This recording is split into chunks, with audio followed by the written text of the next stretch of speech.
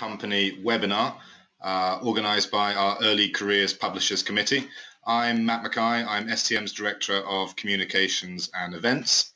The Early Career Publishers Committee has been in existence since 2014 and last year launched our own cross-company mentoring scheme for STM members globally. So today we're going to cover several topics related to mentoring at today's session, including what qualities make a good mentor, what might be within a sort of initial mentoring contract and ground rules around that relationship, and what sort of outcomes are you looking for a successful mentoring partnership. We're attempting to record today's session, so it'll be available afterwards if all goes to plan.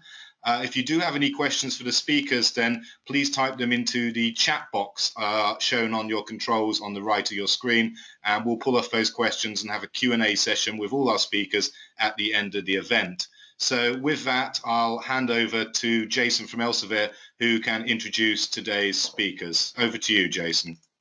Okay, thank you, Matt. Hello, everybody, and welcome to today's STM webinar on cross-company mentoring.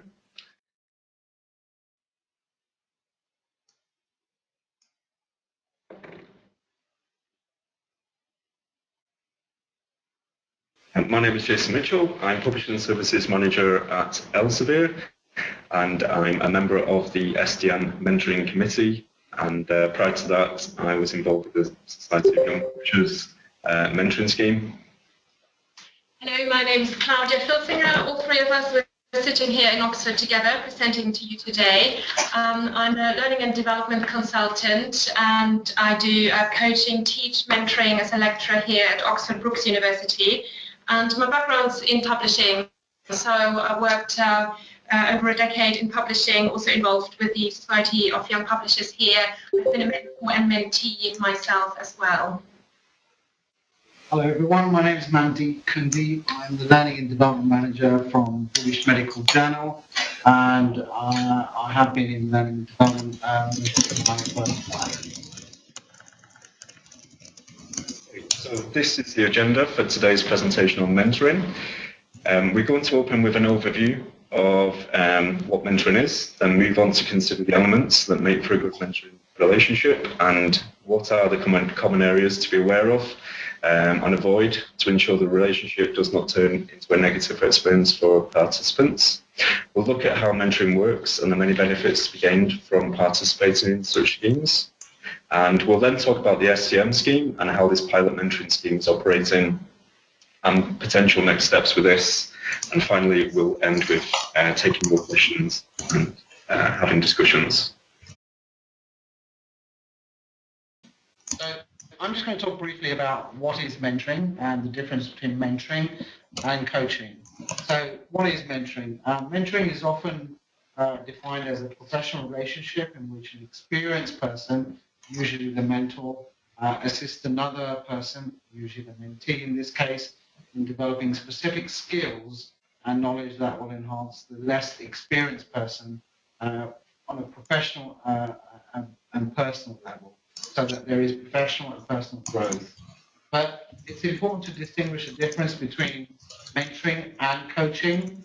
So mentoring is about guiding and assisting someone by giving advice to that mentee by a much more experienced person. Somebody who is probably in a more senior position, but later on we'll also talk briefly about reverse mentoring, so you get an understanding of what reverse mentoring is all about.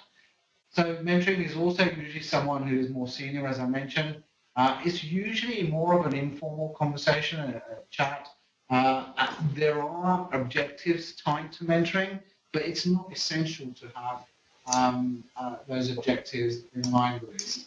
So in comparison, coaching is about helping someone to find solutions through the coach's own experience. So for instance, if I was coaching Jason, I'd be asking Jason specific questions around, okay, what do you think you should do, Jason, in that situation, rather than provide Jason with advice to the problem so that he goes away with my perception on what that problem was, or my perception on that advice as well. So coaching approach with defined outcomes as well. so we had an introduction on the differences of mentoring and coaching and a little bit of overlap.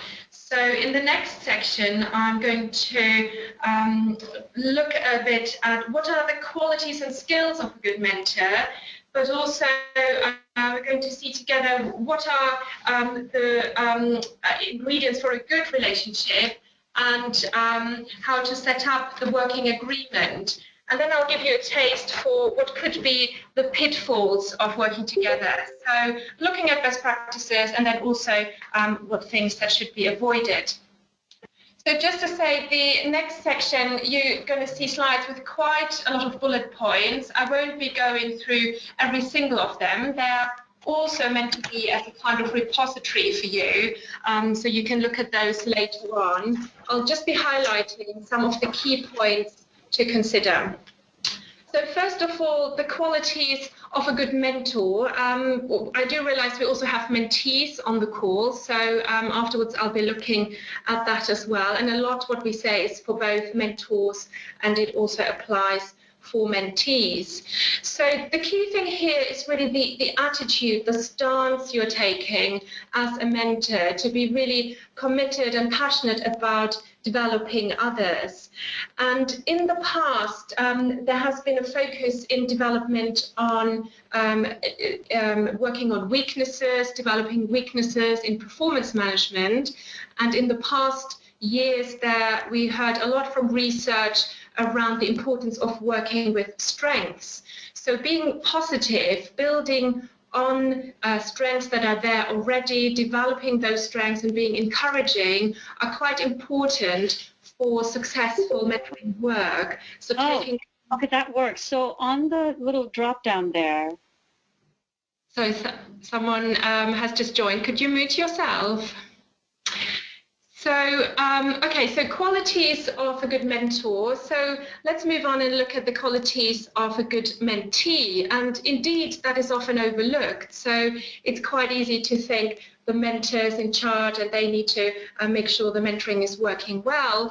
Being a mentee and taking responsibility for the relationship is equally important.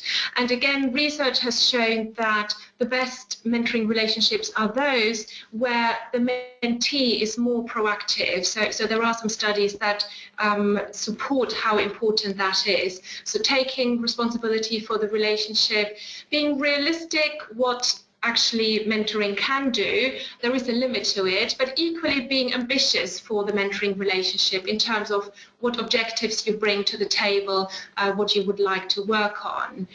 And with a lot of learning, part of that is being comfortable or getting used and learn to being comfortable of being a bit out of your comfort zone. So bringing an openness and willingness to be challenged and to get feedback from others is quite important for the mentees, but also to be open to give feedback to your mentor. So that is also useful for a good relationship. Okay, so I've been going through the qualities of the mentors and the mentees. In the next section, we're going to look at, or sort of talk together actually, how to establish a working agreement and ground rules. Sorry, can we just go back for a moment? And this is something, again, often overlooked. So often people dive straight into the mentoring, but it's really important to set up the relationship consciously. So to take a moment at the beginning and pause and think about how do we want to work together. And a lot of this is common sense, but often also people make assumptions. For example, you might assume based on your own mentoring experience that things apply into this new mentoring relationship as well. So you probably have started already. Some of you will have started with your mentoring relationships already. And it would be quite good to hear from you now using the chat function, so you can set it so everyone can see it, on what you have found really helped with establishing a working agreement. So what kind of things should be discussed early on, probably at your first meeting, on how to work together? What are the kind of things to consider? Obviously the practicalities. What beyond that have you found useful? What do you think you need to revisit, etc. So we're opening up the discussion to everybody. So just use the chat function. And the question is, what kind of things should you consider when establishing a working agreement, how to work together? So we'll just give you a moment to do that using the chat function of the GoToMeeting functionality.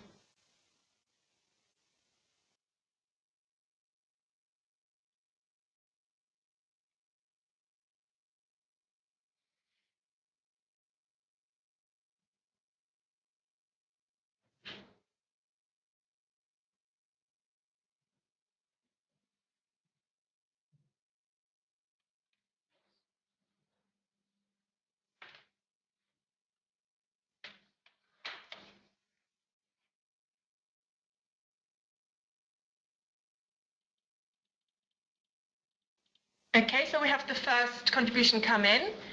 So you should all be able to see that in your own screen as well. So having a schedule, how to meet, so the practicalities, goals, very important, expectations, very important, mutual expectations, sharing expectations because they might be different, and the ownership. Yeah, so it's clear who has the ownership for setting up meetings and coming up with the topic. So thanks so much for sharing that, Samantha.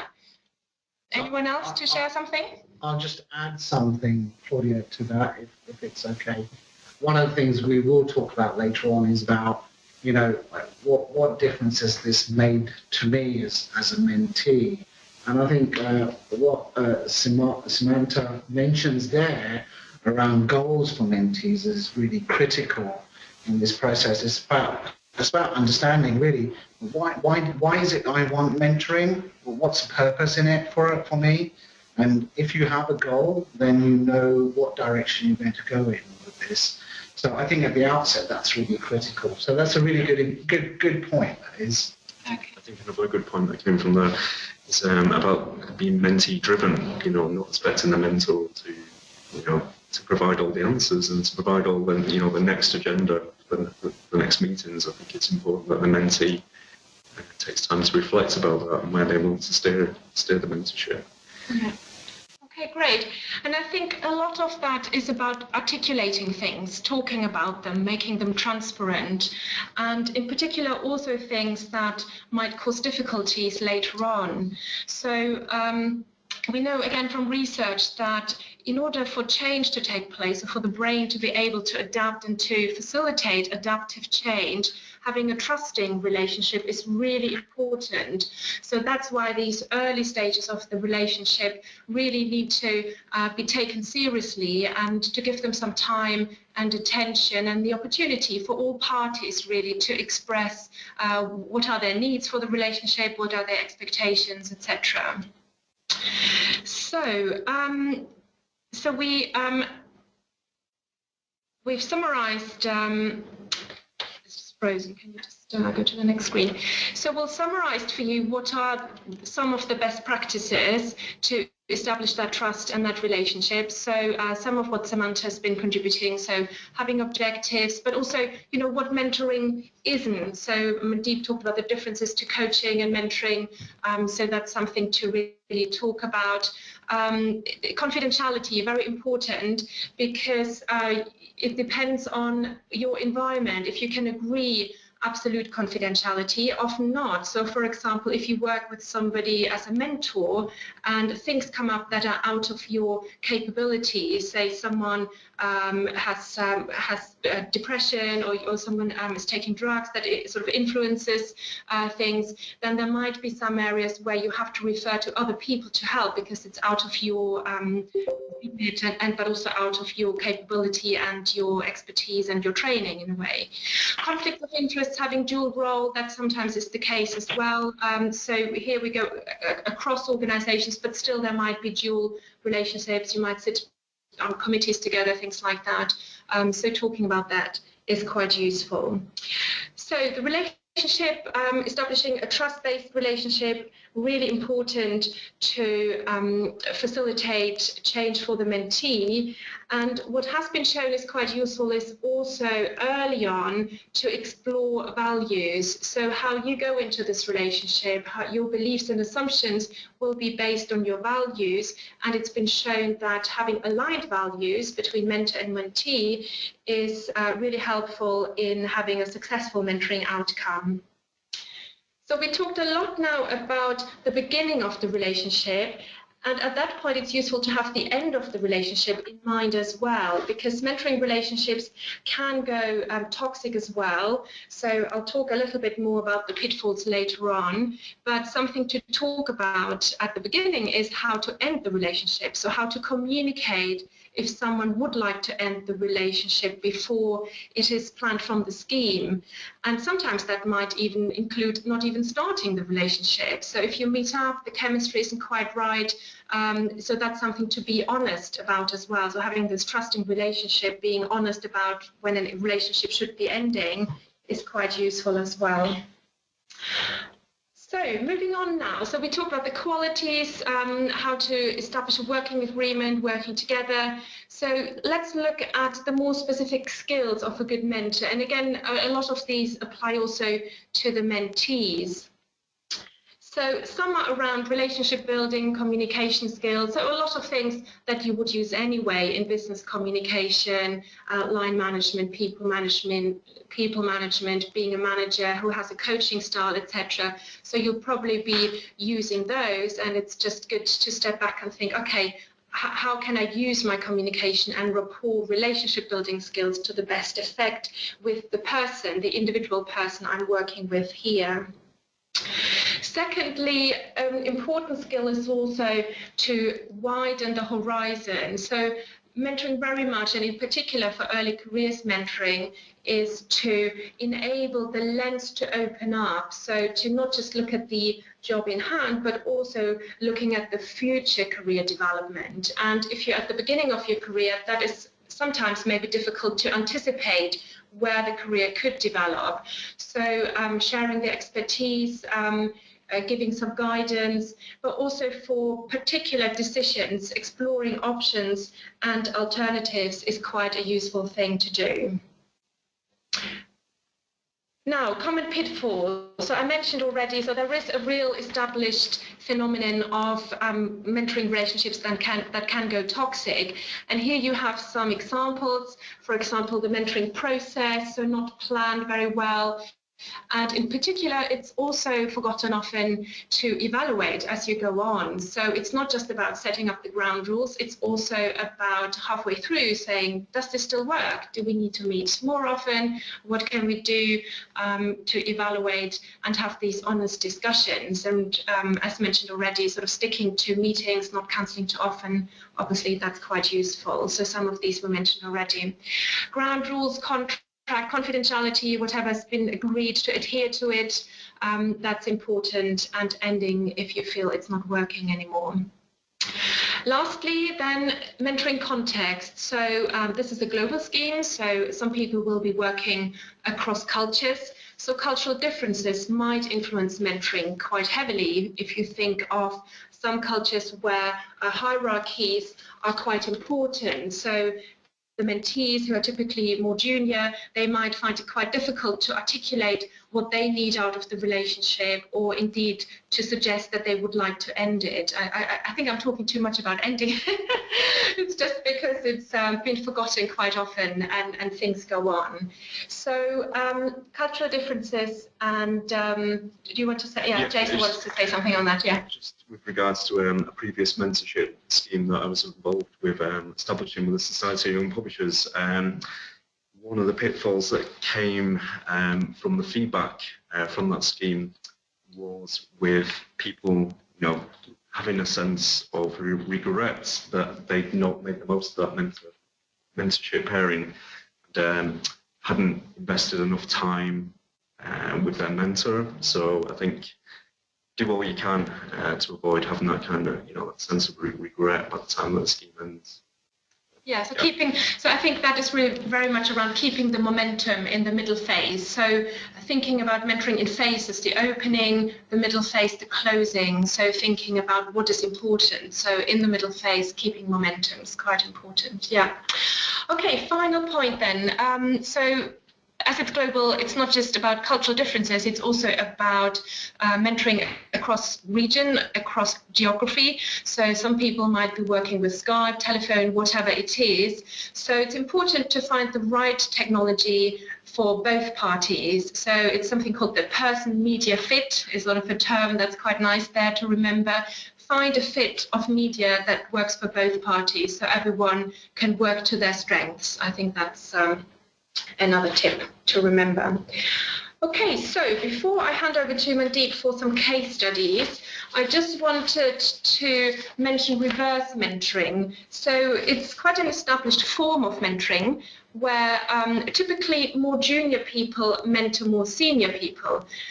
One example is junior people mentoring senior people on use of social media, or female middle managers mentor male board members, what it's like to be in a male-dominated organization. So you've probably come across those already, and sometimes they are put in place formally. However, in any mentoring scheme, there is a kind of reverse mentoring effect, and Mandeep will sort of give an example of that in his case study in a minute. But at this point, I just want to warn that that could be another pitfall, that the whole purpose sort of goes the other way around, that actually the mentor suddenly becomes the mentee. And there is an element of that, but just keep an eye on this, that the purpose of the mentoring scheme is for the mentee and their early career development, and often reflecting on one's own interest and motivations for doing something. That's quite useful to make sure you keep on the agreed objectives. So Mandeep, tell us then a little bit about your experiences of being a mentor that you can share with others. So roughly about 18 months ago, I came across a manager who had a team of people. His team of people existed of 6 people in total. And over about 2 to 3 months, each member of the team started to leave that department and leave the organization in essence. This really turned into the fact that the manager lost a great deal of confidence in their capability as a manager, and the individual manager thought, actually, these people are leaving because of me and no other reason. So there was a great decline in this manager's confidence level and self-belief as a manager as well. So the important thing here is that this manager was a grade higher than where I work currently. So and this is a very simple example of reverse mentoring in essence. But we went through a mentoring program for roughly about 12 months, and we still have sessions now, but much more infrequently. So, the short of all of it is that now that line manager is much more confident, they've got a much more cohesive team, a team that's been there nearly several months now, well established as well. And that manager has just recently acquired a promotion in his capability. So he's increased his position from just being a line manager to a more senior position. So that's from my point of view, a really good case study around mentoring. But equally, as well as some of the successes of that, there were challenges in the way the mentoring process went along, because it required a great deal of determination and resilience from the mentee's point of view in this situation to really question what they were doing and why they were feeling the way they were and why they were perceiving what they were perceiving. So an interesting exploration for me as well. But even I learned an awful lot out of that process.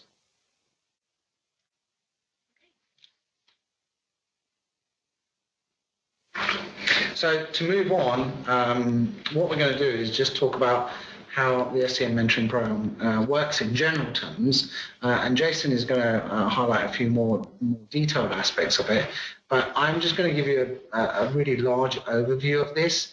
So starting at 12 o'clock position, on this wheel that you can see in front of you, the mentor and mentees register for the mentoring scheme. And then moving to the right-hand side, the panel selects and matches the mentors with the mentees. This matching exercise is really critical, and it's really important that there's a great deal of thought that goes into the matching process in regards to matching people, in regards to skills, what goals are for the individual, and how that's matched as well. So a panel will select and match those mentors and mentees. Then you move around the wheel to the mentee-mentor are introduced and provided with support. And again, there's a great deal of support available. There are guidance documents that can support mentors and mentees in this whole process. So it's important to understand what documents there are. And later on, Jason will tell you how you can get hold of some of those documentations. And then moving along this wheel, the mentor-mentee meetings that commence, and they have numerous meetings, hopefully, all very fruitful ones. But one of the things about these meetings is that, and it's something that Claudia touched on earlier on, is that actually at the end of the meeting is to reflect on how successful was that meeting. Did I actually get what I needed as a mentee from that session? Am I going to take something away from that? And what does that look like? So that's a form of evaluation just for that individual session rather than the whole program. But in this wheel, you see another element, which is evaluation, and that's to ensure that the actual program, the whole STM program for mentoring, is becoming beneficial and is evaluated for a real return that creates value where it needs to create value. So that hopefully gives you a good idea of the holistic program. So I'm going to pass over to Jason, who's going to talk more briefly about the short-term and medium-term aspects of the program. Okay, so this is where we are with the current STM mentoring scheme pilot. We currently have 20 mentors and mentees who are 2 months into their mentorships. So in the short term, what we're looking for, as the current pilot scheme is underway, if you're interested in participating, please email us, and I'll share the email address with you shortly. Just let us know that you're interested. You know, we're interested in recruiting more mentors and mentees. Let your teams know that you're involved. Sharing and word of mouth really help, establish mentorship schemes and getting the word out there that this is going on in the industry. Resources and handy hints, as Mandy mentioned, the STM ECPC Early Careers Publishing Committee have been involved in putting together guidelines and ground rules, and we're working on those to develop those further, and ultimately to provide support and feedback to people who are participating. For the long term, the medium to long term, we're going to be evaluating the pilot program, and that will be based on feedback via surveys, and seeing how that went for people and what we could change about the scheme to make it better for participants. So we're looking to roll out the scheme again. And if it goes ahead, then obviously we'll be recruiting more people. We'll be looking into key performance indicators and targets for that scheme, and building upon an external profile for this, and in effect as well, creating an alumni of mentors, and has been touched upon already, reverse mentoring. Obviously we want the mentee to really benefit from the scheme, but in the long run, perhaps we can look at building up the benefits for mentors as well.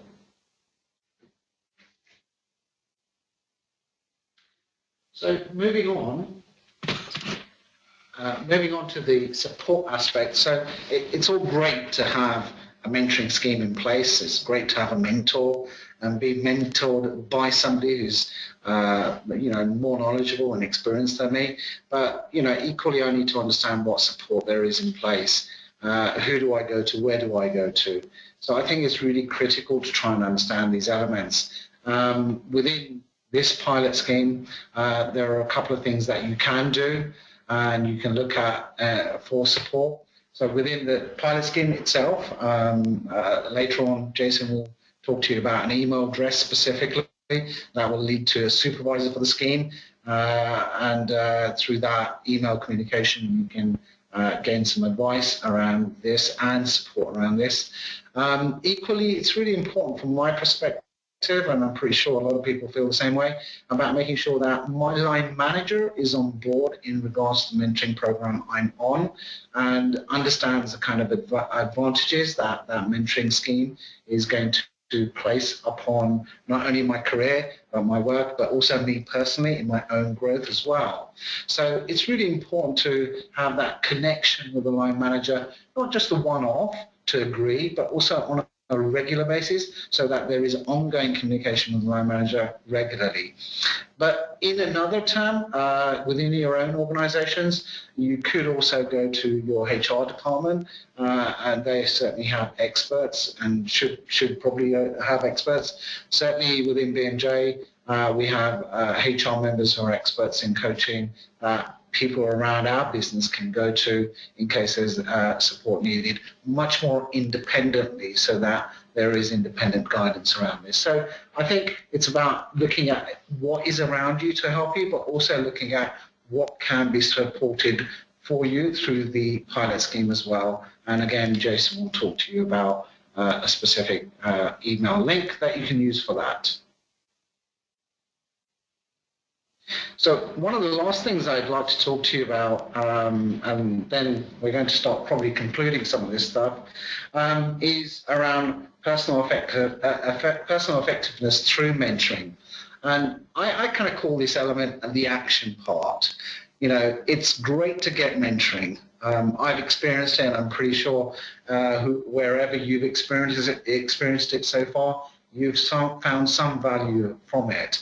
But it's about then walking away from that relationship, from that session, and acting on something and doing something slightly different to make sure that there is a difference. So in this wheel of personal effectiveness, step one is to explore and discover more. So it's to explore and discover more about myself and discover more about what I cannot do, and think and widen that breadth and horizon as well, which is something that Claudia touched on earlier on.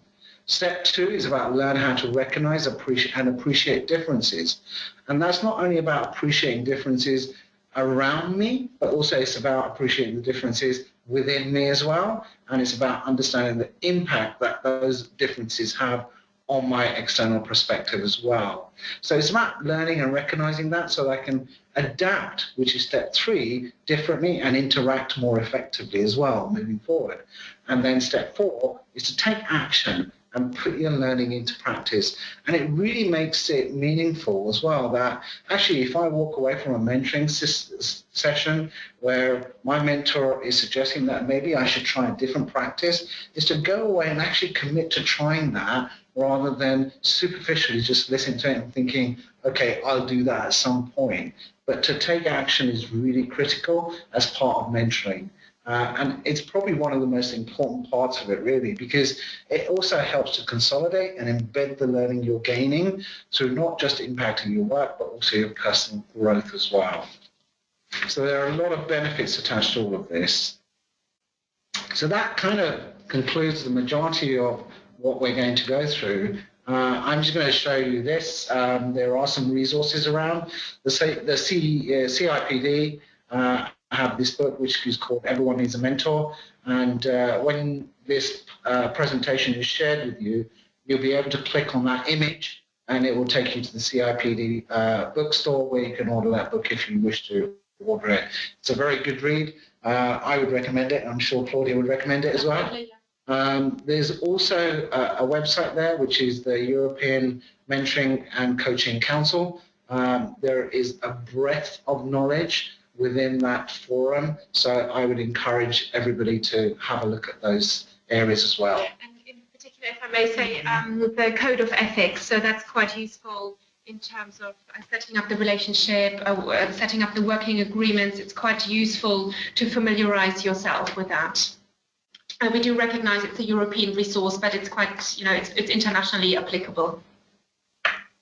Okay, and finally, these are the links that have been put together by the STM Early Careers group. So we have the email address for STM if you have any specific questions about mentoring, mentoring that's happening at the moment, or you want to get involved in the future, please drop us an email. We've also got a Twitter account, which is regularly updated, and obviously the two at the bottom there, LinkedIn and Facebook, regular updates are posted via those formats. So please do get involved and see what we're up to, and we look forward to welcoming you and getting involved. Guys, thank you very much. Really appreciated. So I've had a couple of questions be sent through to me directly, and I have one of my own. I'll start with that and then come on to the questions that have been sent through. So my one, I'm a mentor in my profession, which is public relations. I've been doing it for about a year. My mentee, the relationships have started off very much talking about leadership and how to develop those traits. So we had lots of meetings about that and how you can demonstrate leadership in the workplace.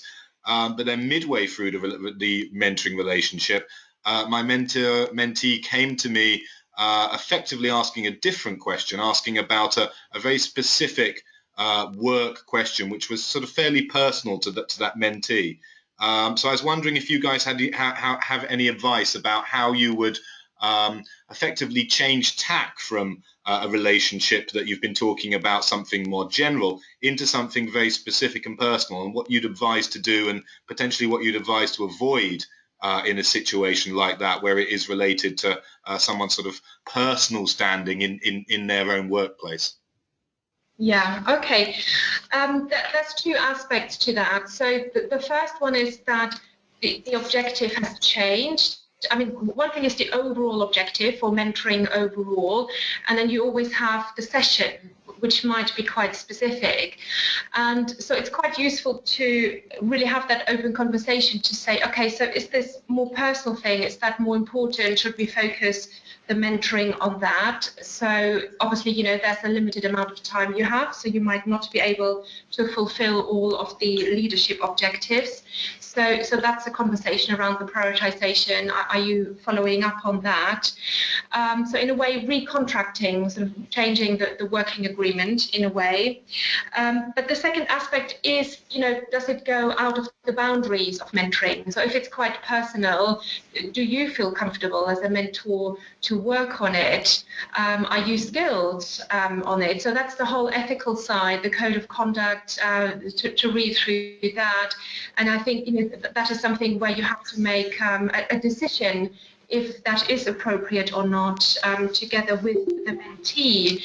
Generally, the personal things always come up. So mentoring, coaching, you can't just keep it to the professional side, because it's all about personal learning, personal growth.